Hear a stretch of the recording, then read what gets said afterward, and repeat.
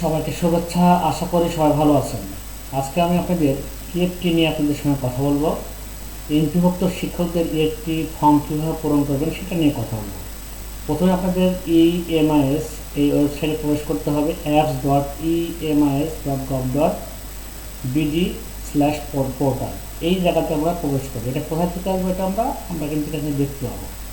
প্রথমে যে আমরা emais.gov.bd/ems প্রবেশ করি, তাহলে এখান থেকে আমাদের যে প্রথম হোম পেজ আছে সেখানে আমাদের এই জায়গাতে এটাতে ঢুকে আমরা বুঝতে পারবো এমপিও ভর্তি শিক্ষকদের জন্য একটা অপশান দিয়েছে এমপিও ইএফটি। এখানে ক্লিক করলে আমরা চলে আসবো হচ্ছে এরকম লগ ইন পেজে।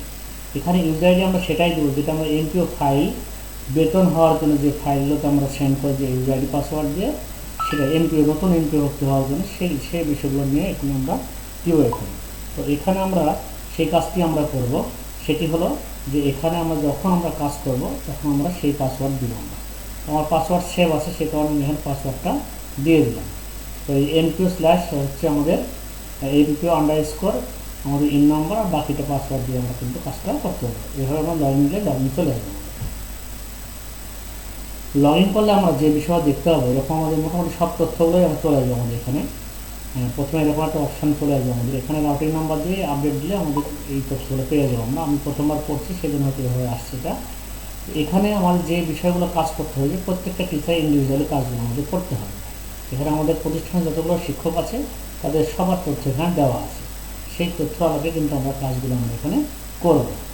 তো যে বিষয়গুলো নিয়ে আমরা কথা বলছি সেটা এখন হচ্ছে যে প্রত্যেকটা শিক্ষকের ইন্ডিভিজুয়াল কীভাবে তথ্য দেবো সেগুলো নিয়ে কথা বলবো আজকে আমি। তো আমি আমার আইডিটাই দেখবো। আমি এখানে হালনাগাদে আমি ক্লিক করবো। হালনাগাদে ক্লিক করে এরকম একটা পেজ চলে আসবে। এখানে কর্মমতে দিতে হবে আমাকে। এখানে আমি একবার লগ ইন করছিলাম সে কারণে এখন দেখাচ্ছে। এখানে কর্মমতে দিতে হয়, দেওয়ার পরে আমাদের এখান থেকে উইন্ডো আসবে। আসলে বিদ্যমান এমপিওতে আমাদের এই তথ্য এরকমভাবে দেওয়া আছে।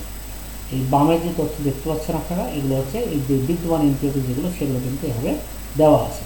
তো এই বিষয়টা হচ্ছে এখানে যে তথ্যগুলো দেওয়া আছে এই তথ্যগুলো অনেক তথ্য মিসিং আছে। যেমন আমাদের বাংলা নাম এখানে ইংরেজি হয়ে আছে। তো এই তথ্যগুলো আমরা সঠিক করার জন্য আমাদের এভাবে দিতে হবে, সংশোধিত হালনাগাদ। তো আমি যে কাজটি করবো প্রথমে সেখানে হচ্ছে এখানে প্রথমে নাম লিখতে হবে।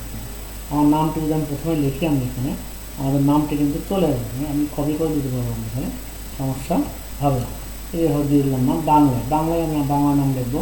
পিতার নাম ইংরেজিতে, মাতার নাম ইংরেজিতে, জন্ম তারিখটা আমি দিয়ে দেবো। এখানে সুন্দরভাবে দেওয়া যাবে। এখানে আমাদের ক্যালেন্ডার দেওয়া আছে। এখান থেকে প্রবেশ করে আমরা আমাদের যে জন্ম তারিখ সাল সেখান থেকে কিন্তু আমরা দিতে হবে, সাল দেওয়া আছে।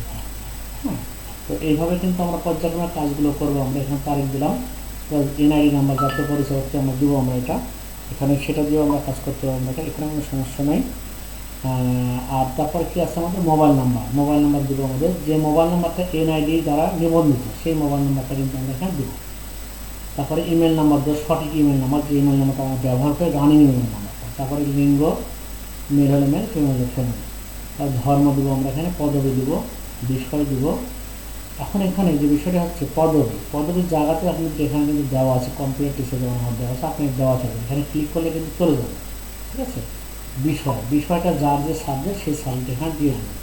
হ্যাঁ, তো কারো যদি কম্পিউটার হয় কম্পিউটার দেবেন, কারো যদি ইনফরমেশন টেকনোলজি সেটা দেবেন, যার যে সাবজেক্ট। কারো বাংলা হলে বাংলা দেবেন, ইংরেজি দেবেন, দিয়ে কিন্তু এখানে কাজগুলো করতে পারবেন, সমস্যা নাই।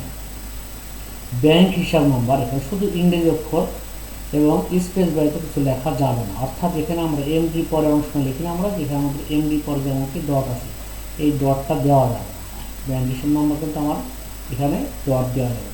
ঠিক আছে, তারপর ব্যাংক হিসাব নাম্বার যেটা আছে সেটা আমরা দিয়ে দেবো। ব্যাংক হিসাব নাম্বার দেওয়ার সময় খেয়াল করবো আমরা পূর্ণাঙ্গ ব্যাংক হিসাব নাম্বার। যেমন দেখেন আমার ব্যাংক হিসাব নাম্বার কিন্তু এখানে আছে এইটা। ঠিক আছে, 340 625 যেমন দেওয়া আছে, কিন্তু আসলে এটা আমার ব্যাংক হিসাব নাম্বার।